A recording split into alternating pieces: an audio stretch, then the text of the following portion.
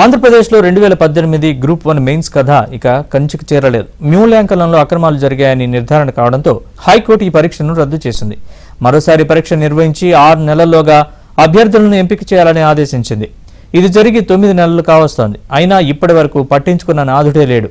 ఈ అక్రమాలపై నాడు ప్రతిపక్ష నేతగా చంద్రబాబు తీవ్ర ఆగ్రహం వ్యక్తం చేశారు. అందులో భారీ కుంభకోణం జరిగిందని, దీనిపై సిబిఐ విచారణ జరిపించాలని డిమాండ్ చేశారు. కానీ అధికారంలోకి వచ్చి 6 నెలలైనా ఇంతవరకు ఆ ఊసే ఎత్తలేదు. ఇప్పటికైనా విచారణ జరిపి నష్టపోయిన వారికి న్యాయం చేయాలని అభ్యర్థులు డిమాండ్ చేస్తున్నారు.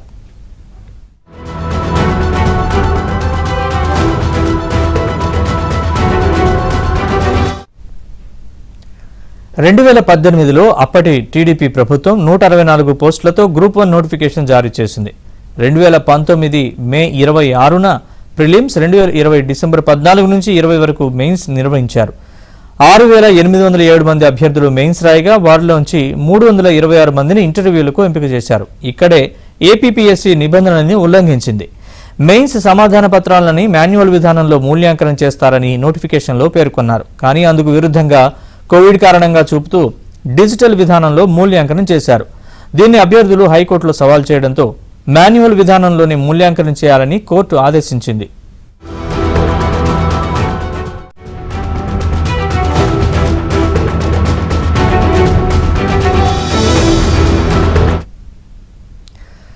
హైకోర్టు ఆదేశాలతో 2021 డిసెంబర్ నుంచి 2022 ఫిబ్రవరి వరకు మెయిన్స్ సమాధాన పత్రాల్ని గుంటూరు సమీపంలోని హాయ్లాండ్ రిసార్ట్స్లో ఏపీపీఎస్సీ మూల్యాంకనం చేయించింది. ఈ విషయాన్ని దాచిపెట్టి తమకు కావలసిన వారి కోసం రెండోసారి మళ్లీ మాన్యువల్గా మూల్యాంకనం చేసింది.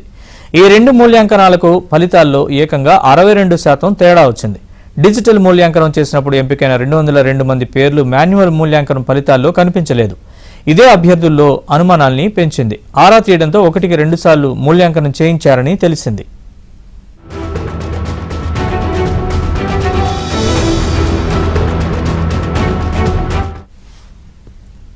నష్టపోయిన అభ్యర్థులు మళ్లీ న్యాయస్థానానికి వెళ్లారు. 2 సార్లు మూల్యాంకనం జరగలేదని హైకోర్టులోనూ ఏపీపీఎస్సీ వాదించింది.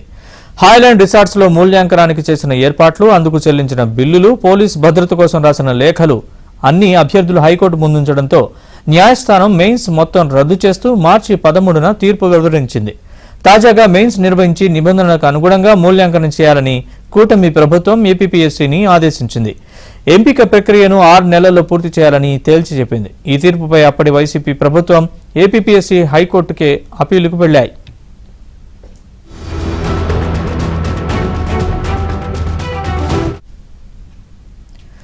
ఈ వ్యవహారం పెద్ద దుమారం రేపడంతో అప్పట్లో ప్రతిపక్ష నేతగా ఉన్న చంద్రబాబు దీనిపై ప్రెస్ మీట్లు ఏర్పాటు చేసి అక్రమాలు ఎలా జరిగాయో వివరించారు. దీనిపై సీబీఐతో దర్యాప్తు చేయించాలని డిమాండ్ చేశారు. మరోవైపు దీన్ని 150 కోట్ల స్కామ్ అని టీడీపీ ఆరోపించింది. వైసీపీకి అనుకూలంగా ఉండేవారిని గ్రూప్ 1 అధికారులను చేసేందుకు కోట్లలో స్కామ్ చేసిందని విమర్శించింది. తాము అధికారంలోకి వచ్చాక దీనిపై సమగ్ర విచారణ జరిపి నష్టపోయిన వారికి న్యాయం చేస్తామని హామీ ఇచ్చింది. స్వయంగా హైకోర్టు ముందు అక్రమాలు బయటపడడంతో ఏపీపీఎస్సీ మౌనం దాల్చింది. ప్రభుత్వం మారిన వెంటనే కమిషన్ చైర్మన్ గౌతమ్ సవాంగ్ రాజీనామా చేసి వెళ్లిపోయారు. అయినా కూటమి ప్రభుత్వం పట్టించుకోలేదు. పైగా నాడు అక్రమాల ద్వారా ఉద్యోగాలకు వచ్చారని ఆరోపణలున్న వారిని కీలక స్థానాల్లో నియమిస్తోంది. దీంతో నష్టపోయిన అభ్యర్థులు ఆవేదన వ్యక్తం చేస్తున్నారు. కూటమి ప్రభుత్వం వచ్చాక న్యాయం చేస్తారనుకుంటే ఆ దిశగా చర్యలు తీసుకోవడం లేదని వాపోతున్నారు.